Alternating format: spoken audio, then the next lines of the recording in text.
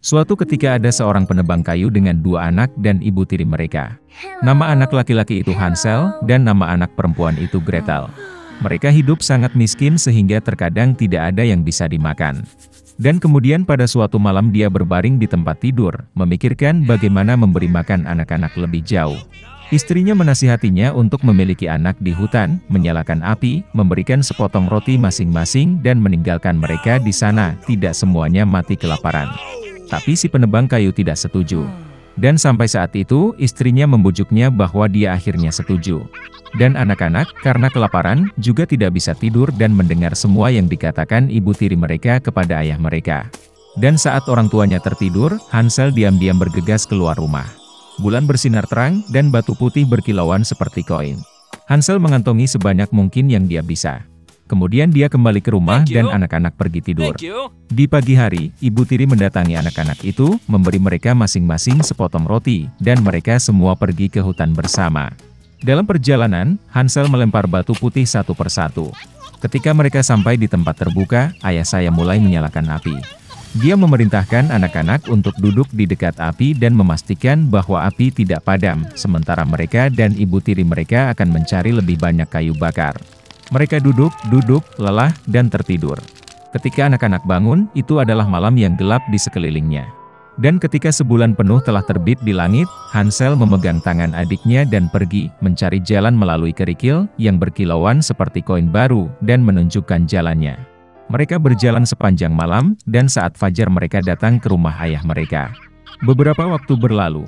Dan anak-anak kembali mendengar bagaimana ibu tiri suatu malam mulai memohon kepada ayah mereka untuk menyingkirkan anak-anak. Dia menolak, tetapi istrinya tidak mau mendengarkannya, dia mengutuk dan mengungkapkan segala macam celaan kepadanya. Ketika orang tuanya tertidur, Hansel, seperti yang terakhir kali, ingin mengumpulkan batu, tetapi ibu tirinya mengunci pintu, dan anak itu tidak dapat meninggalkan rumah. Pagi-pagi sekali, anak-anak diberi sepotong roti masing-masing, bahkan lebih sedikit dari waktu sebelumnya. Dalam perjalanan ke hutan, Hansel mencabik-cabik bidak di sakunya dan melemparkan remah-remah itu ke tanah. Ibu tiri membawa mereka lebih jauh ke dalam hutan. Sekali lagi api besar dinyalakan, dan sang ayah memerintahkan anak-anak untuk mengawasi api sementara mereka dan ibu tiri mereka membelah kayu lagi. Saat jam makan siang tiba, Gretel membagikan sepotong rotinya dengan Hansel. Dan mereka tertidur. Kami terbangun saat malam yang gelap tiba. Dan kemudian 1 bulan tiba, dan mereka berkumpul dalam perjalanan, tetapi mereka tidak dapat menemukan satu pun remah-remah, karena ribuan burung beterbangan di hutan telah lama memakan remah-remah itu. Jadi anak-anak berjalan sangat lama, tetapi mereka tidak bisa keluar dari hutan. Tiba-tiba, jalan membawa mereka ke gubuk. Saat mendekat, anak-anak melihat bahwa rumah itu semuanya terbuat dari roti dan biskuit, dan jendelanya terbuat dari gula murni. Hansel mengulurkan tangan dan mematahkan bagian atap, sementara Gretel pergi ke jendela dan mulai menggerogoti jendela. Dan kemudian pintu di gubuk terbuka lebar, dan wanita tua itu keluar, bersandar pada kruk. Hansel dan Gretel sangat ketakutan sampai-sampai mereka melepaskan informasi dari tangan mereka. Dan wanita tua itu baik hati dan mengundang mereka ke gubuknya. Sudah ada banyak makanan di atas meja, susu, kue, apel, dan kacang-kacangan. Setelah makan malam, wanita tua itu membuatkan 2 tempat tidur bersih untuk anak-anaknya, dan Hansel serta adiknya mengira mereka ada di surga. Tetapi wanita tua itu hanya berpura-pura menjadi penyayang, tetapi sebenarnya dia adalah seorang penyihir jahat, yang membangun pondok rotinya untuk tujuan ini untuk memikat anak-anak.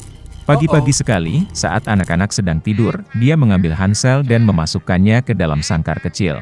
Dan dia memerintahkan saudara perempuannya untuk melakukan semua yang diminta penyihir jahat itu. Wanita tua itu memutuskan untuk menggemukkan bocah itu untuk dimakan nanti. Jadi Gretel mulai memasak makanan paling enak untuk Hansel, dan dia sendiri hanya punya sisa makanan. Beberapa waktu berlalu, dan bocah itu tidak menjadi gemuk. Kemudian wanita tua itu tidak mau menunggu lebih lama lagi, dan memutuskan untuk memasak dan memakan Hansel. Dia memerintahkan Gretel untuk menyalakan kompor dan mengoleskan air. Ketika kompor sudah hangat, wanita tua itu menyuruhnya naik ke atas kompor dan melihat apakah sudah cukup panas. Jadi dia ingin mendorong gadis itu ke dalam api dan memanggangnya. Tapi Gretel tahu apa yang ada di pikirannya. Dia berkata bahwa dia tidak tahu bagaimana masuk ke sana, dan meminta penyihir itu untuk menunjukkan dirinya. Wanita tua itu marah dan naik ke dalam oven. Kemudian Gretel mendorongnya dan membanting penutup di belakang penyihir itu. Wow, betapa mengerikan wanita tua itu melolong. Gretel sementara itu bergegas ke Hansel dan membuka kandangnya. Setelah membebaskan saudara mereka pergi ke kamar penyihir, di mana ada kotak-kotak mutiara dan batu berharga di semua sudut, mengisi kantong mereka dengan mereka dan pulang. Selama beberapa hari anak-anak mencari jalan pulang.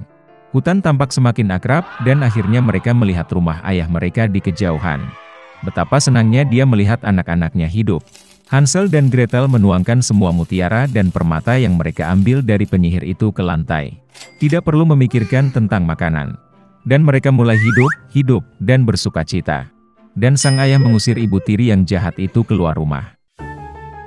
Dahulu kala ada seekor kambing tua. Dia punya 7 anak. Dia mencintai mereka seperti hanya seorang ibu yang bisa mencintai anak-anaknya. Dia akan pergi ke hutan, membawa tumbuhan dan ranting untuk makan siang. Dia memanggil semua anaknya dan memperingatkan mereka untuk takut pada serigala jahat. Dia sering berpura-pura, tetapi Anda bisa langsung mengenalinya dari suara kasar dan cakar hitamnya. Anak-anak memahami segalanya dan meyakinkan ibu mereka bahwa mereka akan sangat berhati-hati. Kambing tua itu berangkat dengan tenang. Sedikit waktu telah berlalu. Tiba-tiba, seseorang mengetuk pintu dan berteriak dengan suara kasar agar anak-anak segera membukanya. Tetapi anak-anak dari suara kasar itu menyadari bahwa itu adalah serigala. Mereka menjawab bahwa itu bukan suara ibu, suaranya lembut dan kurus, dan suara ini sangat kasar, artinya itu adalah serigala. Kemudian serigala pergi ke pedagang dan membeli kapur besar. Dia memakannya, dan suaranya menjadi tipis. Dia kembali, mengetuk pintu dan dengan suara pelan meminta anak-anak untuk membukanya. Serigala meletakkan cakarnya di jendela dan menunggu. Dan anak-anak melihatnya, dan menjawab bahwa kaki ibu itu bukan hitam, tapi putih, yang artinya itu adalah serigala. Kemudian serigala itu lari ke toko roti dan meminta untuk memberinya sedikit adonan. Serigala mengurapi cakarnya dengan adonan. Penjahat itu datang ke pintu untuk ketiga kalinya, meletakkan kaki putihnya di jendela dan mengetuk. Mereka melihat anak-anak bahwa kakinya putih, dan mengira itu adalah ibu mereka. Mereka membuka pintu, tapi ada serigala di depan mereka. Mereka ketakutan dan mulai berpencar ke segala arah. Seorang anak melompat ke bawah meja, yang lain di tempat tidur, yang ketiga di atas kompor, yang keempat ke dapur, yang kelima ke lemari, yang keenam di bawah wastafel, dan yang ketujuh bersembunyi di jam kakek. Tapi serigala menemukan semuanya, membuka rahangnya dan menelan satu persatu. Hanya satu hal yang tidak dia temukan, yang termuda, yang bersembunyi di dalam jam. Setelah makan sampai kenyang, serigala pergi. Dia berbaring di padang rumput hijau di bawah pohon dan tertidur.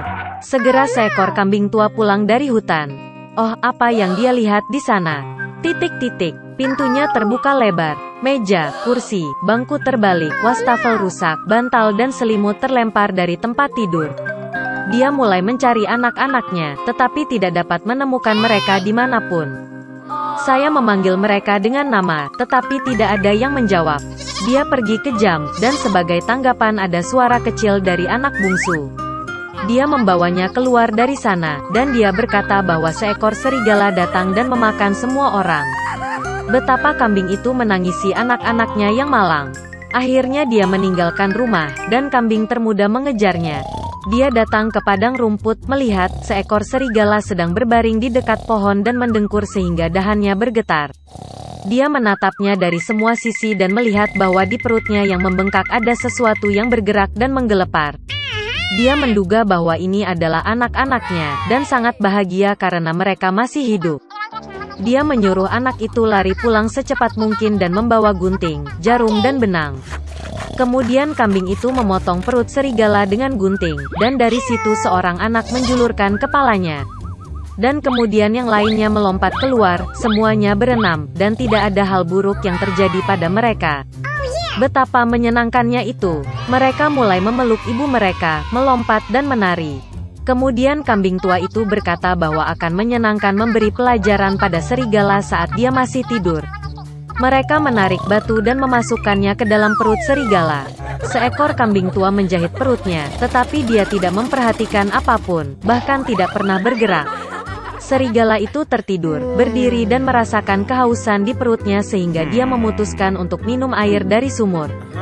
Dia nyaris tidak mendekati sumur, membungkuk ke air, dan batu-batu berat menariknya ke dasar sumur.